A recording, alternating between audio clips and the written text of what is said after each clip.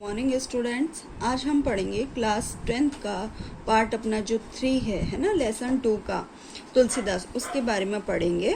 और उसका जो अपना पार्ट 3 है उसके अंदर जो दो दोहे लास्ट के बाकी रह गए हैं, जो पद्य बाकी रह गए हैं, उनको हम पढ़ेंगे। तो इसके अंदर हमने देखा था पिछले के अंदर कि विश्वामित्र जो है वो अपने राम और लक्ष्मण के साथ में स्वयंवर में गए हुए हैं और वहाँ पे जो अपने परशुराम जी हैं उनका और लक्ष्मण का संवाद चल रहा था। तो इसी के अंदर हम आगे देखेंगे, तुम तो कालूहा जनु लावा, बार बार मोही लागी वो लावा। तो लक्ष्मण जी कह रहे हैं किसको, परशुराम जी को, कि मुझे तो ऐसा लग रहा है जैसे तुम मेरे लिए क्या काल को आवाज दे करके बार बार बुला रहे हो कि इधर आओ और इसको क्या दो, मृत्यु को दो। सुनत लखन के वचन कठोरा, परसु सुधारे धरे कर धोरा। अब वो कह रहे हैं परशुराम जी को जब ये ऐसा सुना तो सुन करके उनको क्या हुआ, गुस्सा आ गया। और गुस्सा करके उन्होंने क्या कर लिया, धरे मतलब उनका जो कर यानी होता है हाथ, तो वो कह रहे हैं उनके हाथ के अंदर उनका जो खड़ऊ है उनको उन्होंने क्या कर लिया, हाथ में ले लिया। अब जनी दे दोसु मोहि लोगू। अब वो क्या कह रहे हैं, परशुराम जी कह रहे हैं कि अब मेरे को गुस्सा इतना ज्यादा आ रहा है कि अब मैं क्या, अगर इनका वध भी कर दूं तो कोई मुझे अब दोष मत देना। कटुबादी बालको बद जोगू।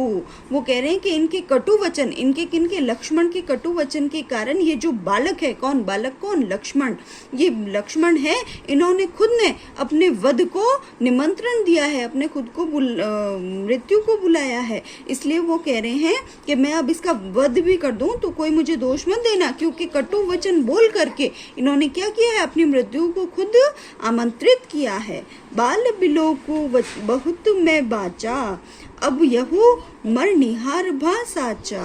वो कह रहे हैं कि बालक समझकर मैं अभी तक क्या कर रहा था, इनको छोड़ रहा था। इनको किनको, लक्ष्मण को। कौन बोल रहे हैं, परशुराम जी, कि इनको मैं अभी तक बालक समझ करके क्या छोड़ रहा था। अब यह मर निहार भा साचा। और कह रहे हैं कि अब मैं इनकी जो और जो कटु वचन है उनको सुन करके अब अपने आप को नहीं रोक पा रहा हूँ, अतः अब मैं क्या कर दूंगा, सचमुच में इनका वध कर दूंगा।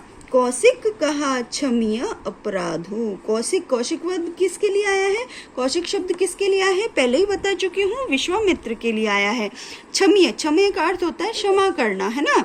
तो विश्वामित्र जो है वो कह रहे हैं, किससे कह रहे हैं, परशुराम जी से कह रहे हैं, क्षमीय अपराधो, क्षमा कीजिए हमारे अपराध को, हमारे किसके, लक्ष्मण के अपराध को। बाल दोष गुण गणही न साधु। कह रहे हैं बालक का गुण और दोष क्या होता है, जो साधु लोग होते हैं, जो बड़े व्यक्ति हैं, वो बालक के गुण दोष नहीं देखते और उनको क्या कर देते हैं, जल्दी से क्षमा कर देते हैं। खर कुठार में अकरण को ही, आगे अपराधी गुरु दो ही। वो कह रहे हैं क्या कि अब मेरे को इतना क्रोध आ रहा है कि अब मैं इस अपने कुठार को चलने से नहीं रोक सकता हूँ। क्यों, क्योंकि मेरे सामने, मेरे आगे कौन, मेरा अपराधी खड़ा है, गुरु दो ही, मेरे गुरु का अपमान करने वाला। भाई परशुराम जी के गुरु कौन है, शिव, भगवान शिव। और उनका जो धनुष तोड़ा, तो उनके लिए कह रहे हैं कि एक तो इन्होंने क्या करा, धनुष को तोड़ दिया, और अब कटु वचन बोल बोल के और ज्यादा क्या कर रहे हैं, अपराध को बढ़ा रहे हैं, है ना। उत्तर देत छोड़ू बिन मारे, केवल कौशिक सील तुम्हारे। वो कह रहे हैं कि अगर मैं इसको सिर्फ मारने से अगर छोड़ भी रहा हूँ तो किस लिए छोड़ रहा हूँ, केवल कौशिक मतलब तुम्हारे, विश्वामित्र के सील, उनके व्यवहार, उनके आचरण के कारण मैं इसको अब सिर्फ छोड़ रहा हूँ, बाकी मैं इसको नहीं छोड़ता। न तो यही काटी कुठारा कठोरे, गुरही उरिन होता है श्रम धोरे। वो कह रहे हैं कि इस तरह से नहीं तो मैं अभी क्या करता, हाथों हाथ अभी के अभी क्या करता, इनका सर धड़ से अलग कर देता और इन्हें मार देता। और गुरिन उरिन, कह रहे हैं गुरु के उरिन मतलब ऋण से मैं अभी के अभी क्या हो जाता, उरिन हो जाता, मुक्त हो जाता। मतलब गुरु का जो ऋण मेरे ऊपर रहता उससे मैं अभी के अभी फ्री हो जाता। गांधी सुन कर हृदय हंसी। गांधी सुन वर्ड ये भी किसके लिए आया है, विश्वामित्र के लिए। कौशिक भी किसके लिए आया है, विश्वामित्र के लिए। और जो कह रहे हैं विश्वामित्र हैं वो मन हृदय, हृदय यानी मन में, हंसी, हंसी मतलब हंसे, कि जो विश्वामित्र हैं वो मन ही मन में हंस रहे हैं। किसके ऊपर? परशुराम जी के ऊपर। कि मुनि श्री जो हैं, कौन? परशुराम जी, उनको सिर्फ हरा ही हरा सूझ रहा है, मतलब वो अपने आप को क्या इतना श्रेष्ठ समझ रहे हैं।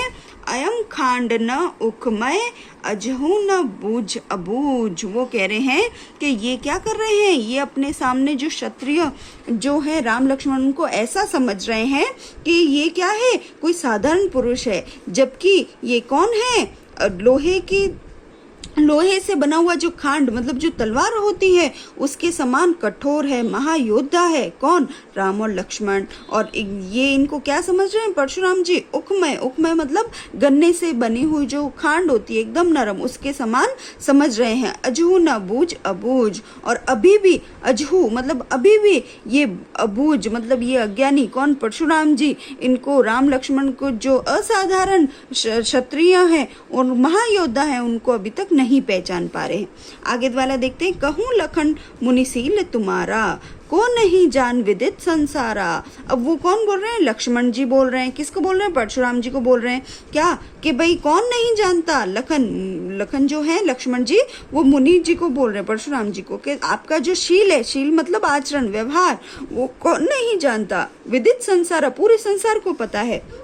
माता पिता ऋण भरनी के, कहते माता पिता का जो ऋण था ना वो तो आपने चुका ही दिया है, और गुरु ऋण रहा सोचू बड़ जी के, और वो कह रहे हैं और जो आपके गुरु का ऋण था वो भी अब इतना ज्यादा बढ़ चुका है। सो जनु हमरे माथे काड़ा, और वो कह रहे हैं कि बड़ा भी कितना, इतना ज्यादा बढ़ गया है कि बढ़ते बढ़ते वो सिर के ऊपर से निकलता जा रहा है। दिन चली गए ब्याज बढ़बाड़ा, और जैसे जैसे दिन निकलते जा रहे हैं और क्या हो रहा है, उसका ब्याज भी बढ़ता जा रहा है।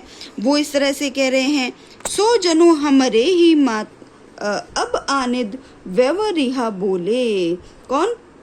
अब कह रहे हैं कि अब आ करके जो मतलब वो जो रखने वाला होता है ना हिसाब किताब, कि भाई कितना ब्याज बाकी है, कितना, वो जो हिसाब रखने वाले होते हैं ना, बही खाता देखते हैं करते हैं, तो वो उनको कह रहे हैं परशुराम जी को कि आप एक काम करिए, आपका जो गुरु का ऋण और माता पिता का जो ऋण है वो जो इतना बढ़ गया है कि अब आप उसका ब्याज भी नहीं चुका पाएंगे, तो उसके लिए आप एक काम कीजिए कि एक जो बढ़िया रखते हैं ना अपन, वो देखने के लिए, हिसाब किताब देखने के लिए कि भाई कितना पैसा है, कितना पैसा गया, तो वो कह रहे हैं कि एक वो आप रख लीजिए, और उसका जो कर है वो क्या, तुरंत देव में थैली खोली। और वो कह रहे हैं कि ऐसा हिसाब किताब जो ऋण का है वो रखने वाले एक बनिया रख लीजिए, और उसका जो हिसाब है, उसके जो पैसे बनेंगे वो मैं अपनी थैली खोल करके दे दूंगा। ऐसा कौन कह रहा है? लक्ष्मण कह रहा है। किसको कह रहे हैं?